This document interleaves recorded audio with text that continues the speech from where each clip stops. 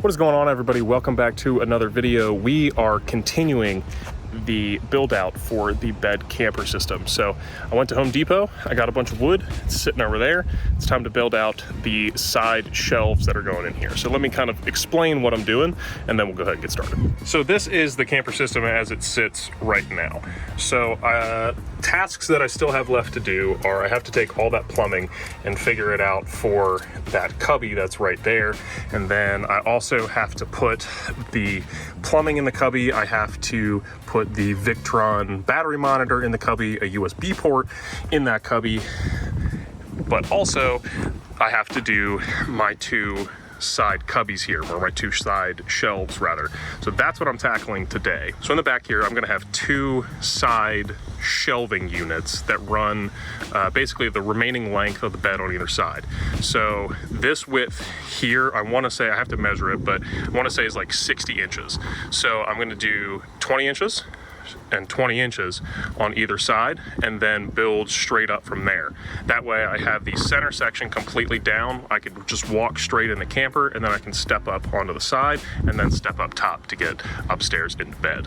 But for right now, I'm gonna go ahead and frame out the bottom. I gotta work pretty quickly today. There's some storms coming in that are supposed to be pretty serious, like schools have canceled activities, like all kinds of stuff. So I'm gonna get working here. So sorry if I don't have as much footage as we'd like to see, but I'm gonna go ahead and try to bang out a frame at least for the bottom two sides, or at least one side. I wanna try to get at least one side done today so that I can kind of mock up what I need for the other side. So next time you see us, we'll probably have at least some kind of framing done. All right, so storms are rolling in. So I'm probably gonna have to wrap this up here. So I got the main like frame for the lower part of the shelves done. So I have about a ½ inch gap here because once this is all said and done, I'm probably gonna put just a sheet of ½ inch ply right here just to finish this off. And this gives me a gap from the tailgate anyway. So if I have ½ inch ply sitting flush, I'll be able to have basically like a wall here and then a wall on the other side. But anyway, this is basically going to be what the bottom shelf is going to be. I'm thinking I might just leave it like down to the deck just because these side pieces will actually help keep stuff in there. But then I'm going to go ahead and I'm going to get little stands that come up here, like from here, that corner, that corner, that corner, and then this corner. And then that way I'll be able to have supports to then build like a top frame that'll sit flush with, or actually it'll sit a ½ inch lower than the bed rails, because once I put the ½ inch cover on it, then it'll be flush. I know that's kind of complicated, but yeah. All right, so good morning. It's the next day. We got hit with some pretty gnarly storms last night. So I had to like wrap up real quick. Trees were knocked down, power was knocked out a bunch of places. Fortunately, we didn't lose power or internet or anything. But yeah, so I had to wrap up pretty quickly last night. So let me show you where I got last night and then where I got this morning as well, because I've been out here working for about an hour. So this is what the back of the truck looks like as of this morning. So at the end of the day yesterday, I basically got both of these sides framed in, and all this is 1x4 that I cut to length, and then I use pocket holes to just kind of secure everything together, and then also to secure it to the platform. So this is basically what I built the entire platform for, was so that stuff could be attached to it easily as well. So I can just rip screws straight down into the floor and hold everything in place. Now, this morning, what I went ahead and did was I built this top frame, which was basically, you know, just the same length as this one, which was 43 3/8 off the top of my head, I believe. And then I just made a box and then suspended said box. So that's up about 19 inches. So I still have about a ½ inch to 3/4 inch to the top of this bed rail here, which is exactly where I want that. So that when I put the wood on top of it, it'll sit flush. But yeah, now the top has to go on. And then I want to try to maybe build another little shelf down in here, but I'm not sure about that yet. But this will give you an idea of how everything's going to end up looking. So I'll probably, you know, flush this off, you know, with down here, maybe even get like a 1/4 inch sheet of ply or a ½ inch sheet of ply, whatever it is.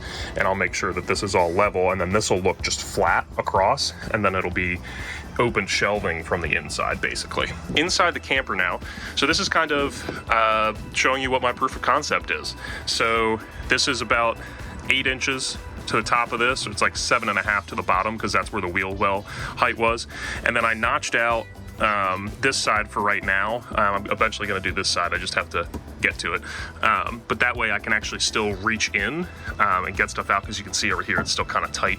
But once I notched that out, it made it a lot easier to get in and out. But this lip is still here to hold stuff in there.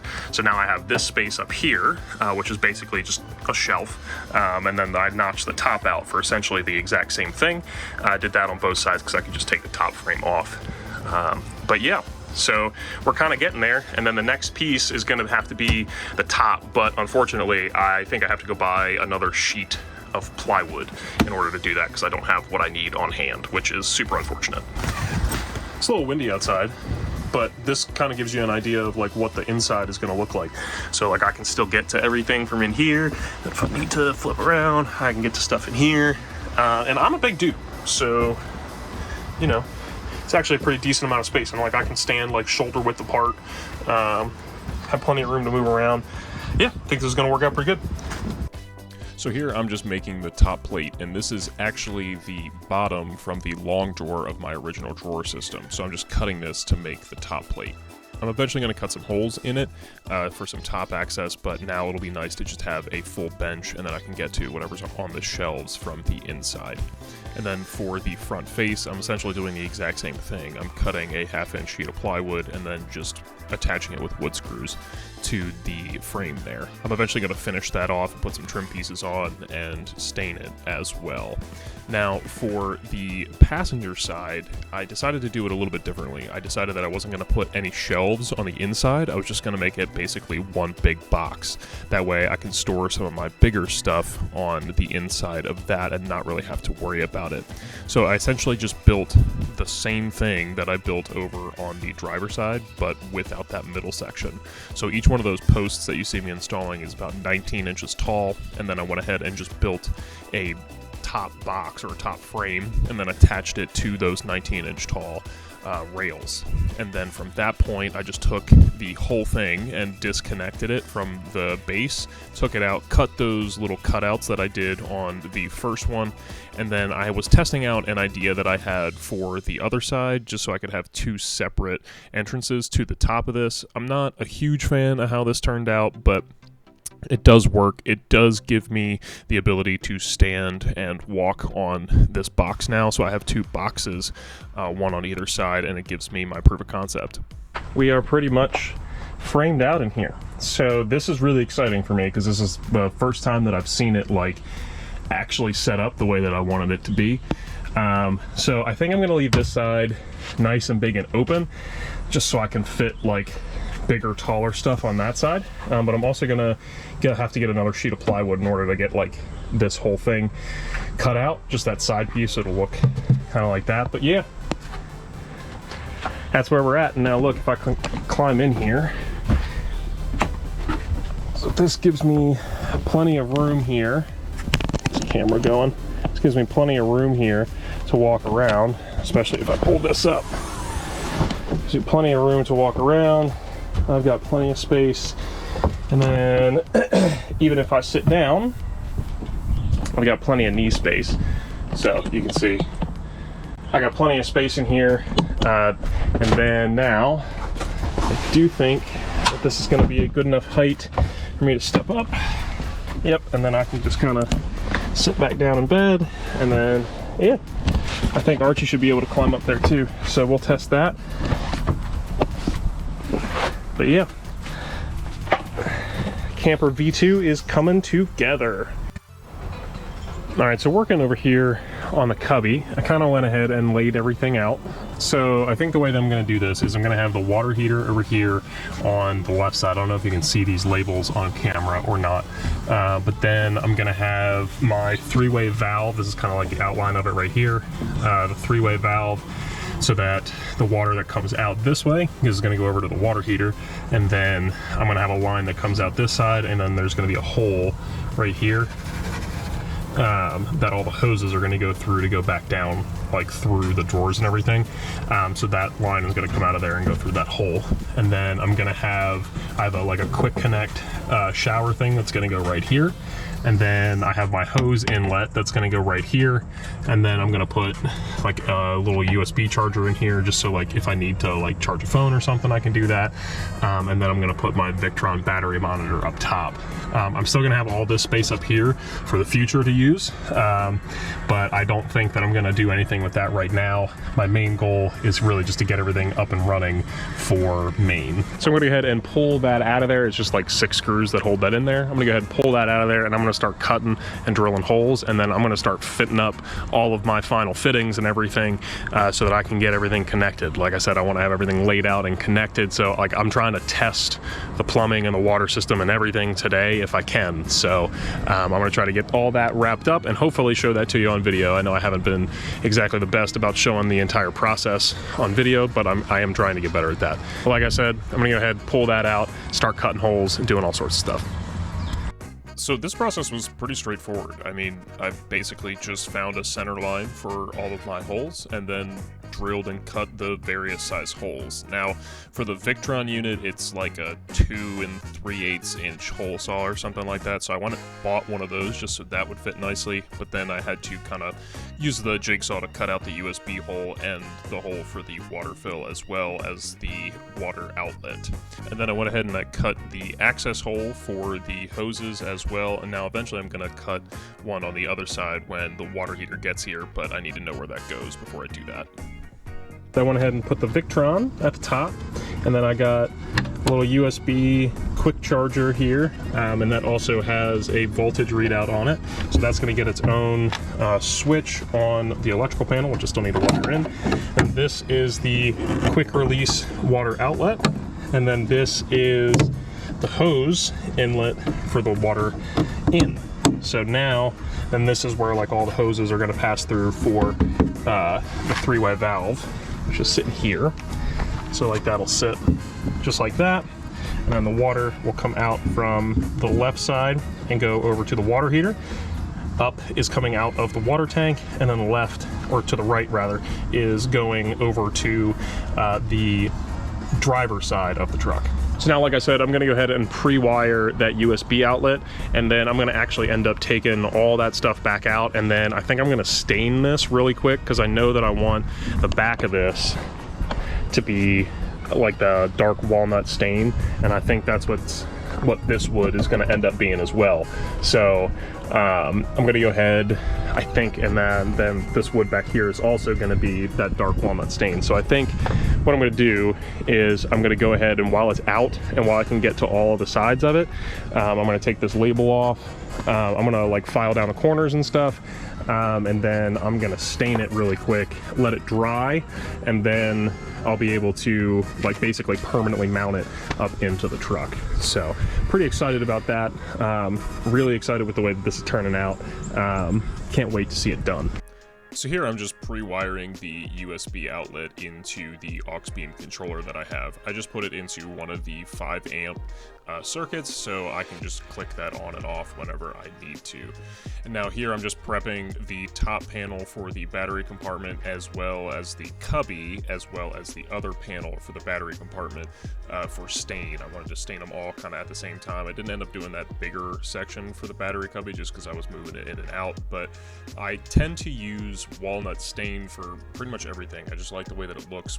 Actual walnut is my favorite wood to use, and I wanted to kind of mimic that because I can't afford to use actual walnut back here. So I just went and stained it. I used Bayer stain. I got it from Home Depot.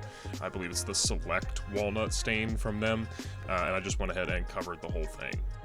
This stain is supposed to be 1 coat, but I did sort of kind of do 2 coats and then wiped off in between. I did find that doing a wipe in between definitely helps even out the stain and make it significantly less streaky.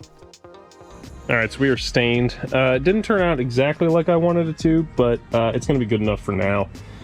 Whenever I get back from Maine, I might end up just Line-X in the whole thing, but for now this will just let me see what it looks like with like a wood tone. So I went with like this dark walnut stain just because that's pretty much the stain that I've always gone with whenever I do any kind of woodworking. It's the same stain that I had on the drawers as well. But yeah, so cabinet is done.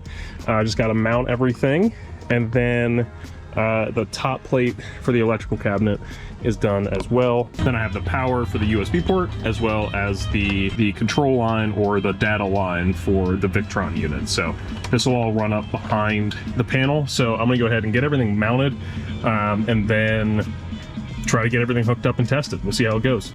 Now at this point I should have also added the hookup for the rock lights that I'm installing, as well as the awning light that I'm installing on the other side, but I didn't do that, and I'm going to regret that decision later when I have to go do that, but you guys will see those things installed later, so I just wanted to mention that. Now on the back side here, it's really simple. It's just a matter of hooking up a couple plugs, and that was it. Now on the outside, really all I'm using is barb connections and hose clamps. I made this a super easy install to repair and to do because I wanted to be able to fix it pretty much anywhere on the road if I had to. And that, my friends, is the sound of a working water pump. Like I said, I still got a little drippy leak here. Go ahead and turn this off. And it looks like I have a little like pressure spray leak over here. So I have to tighten that little fitting up just a little bit. I'll probably tighten all those fittings up. And you can see, you can probably see over there, it's dripping. Why don't I just go outside? Still filling up the tank, so I should probably go turn that off, but yeah, you can see it's dripping right through there. So one of the features that I added was a water fill port that had a screw on for the hose. That way I don't have to sit here and hold it while I'm filling it. So this was a great addition, minus the fact that it leaked on the backside, but we're gonna fix that. Yeah, now we just plug that up. Nice. Now that I've thoroughly soaked myself, I did figure out what the problem was. I didn't tighten the clamps like an idiot, so let's try this again. There we go, that's the sound I wanted. Okay, so we still got a little bit of a leak coming in here. Right there, so I gotta figure that guy out, figure out where that one's coming from. Honestly, it looks like, I don't know, I have to figure that out before it gets too bad. But that's what I wanted. So now I can take this and go like that, you know, get rid of that. That should theoretically stop that leak from happening. But yeah, I can go ahead and do that, and then it'll stop because that's on the pump. And then if I switch it, then it'll come out this side, which will eventually go to the heater. Nice. Turns out I just had to add a little more Teflon tape to this. But yeah, so right now, the way that this is plumbed, when the lever is in this configuration, it goes to this outlet. When the lever is in this configuration, it goes to this outlet. Now, ultimately, the way that this will work is this configuration is going to feed directly to the water heater once I get it. I already know what water heater I'm getting. I had one before, I just have to get a new one. So that's going right there. And then the output of that is gonna loop back through. I'm gonna cut another hole kind of like this probably, and it's gonna loop back through and gonna go into this port. Like this will be the hot water outlet on this side. Then, if I flip the lever, this will go to however I figure out how to get the water on the other side. So I'll have water for like my kitchen if I need it, because realistically I won't ever have the need to use both the kitchen water and the utility shower water at the same time. Like I just won't have that need. So this is just a quick connect, disconnect little jobber that I got from Amazon. And then this is the inlet hose, and then I have a USB port, a dual USB port that's quick charge if I need it. I don't think that I really will use that all that often, but it's nice to have that here if I need it. And then this is my Victron monitoring system, so this tells me, you know, what the voltages and stuff are, what my amperage usage is, what my wattage usage is, all that kind of stuff, where my charges and everything. Like I'm sitting at 99.7% right now. So, ladies and gentlemen, my shower cubby. Now it's a little darker outside. You can see the red camp lighting that I have. nice because it's not too much. It's nice and subtle. It's actually a little brighter than it is on camera, but it's just enough to light up the ground. And they're RGB, so theoretically I could change them whenever I wanted. Alright guys, that's going to do it for the video today. I apologize for another long video, but I had a lot to show you guys with this camper build. So I'll do the final reveal next week when I do the full walk around video of the camper. So everything that you guys will see next week, everything will be finished, it'll be stained, it'll be all that stuff. So it'll be ready to go up to Maine when I do the walk around video of the truck next week. So thank you guys for watching. Thanks for sticking around to the end of the video. I appreciate it. If you like this video, please hit that subscribe button down below. My next goal is to try to make it to 500 subscribers, so I think the fact that I'm even there is pretty cool. But yeah, if you could do that for me, that'd be great. And yeah, I will see you guys in the walk around video next week. See you.